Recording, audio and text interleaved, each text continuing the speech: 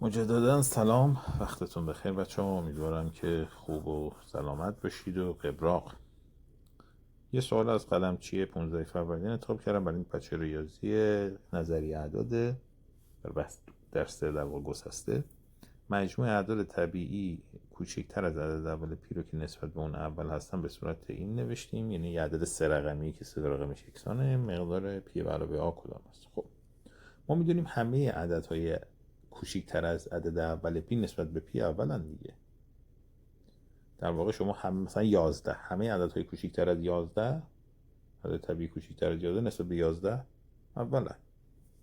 پس این مجموعه عدد طبیعی کوچکتر از عدد اول پی یعنی 1 و 2 و 3 و همه رو تا پی منهای 1. خب مجموع اینا میشه پی در پی منهای 1 دوم.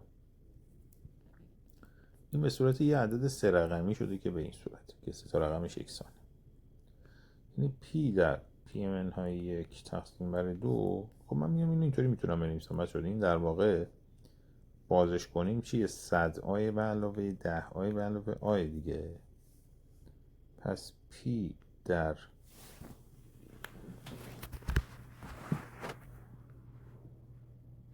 پی منهای 1 تقسیم بر 2 میشه 111 آ.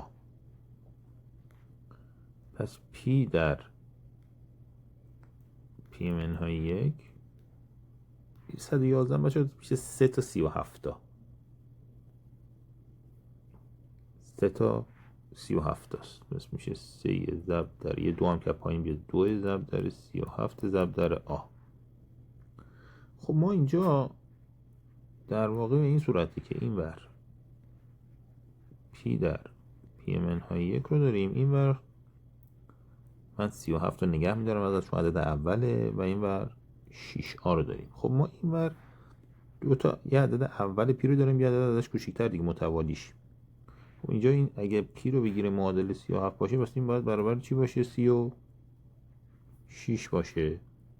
یعنی در واقع پی رو بگیریم تو این تساوی باید 37 باشه چون عدد اوله، و منطقاً اون 6 آه بشه 36 یا آمون هم بشه 6 که جمع پی به علاوه آ رو از ما خواسته، میشه 43 که اینجا گزینه 4.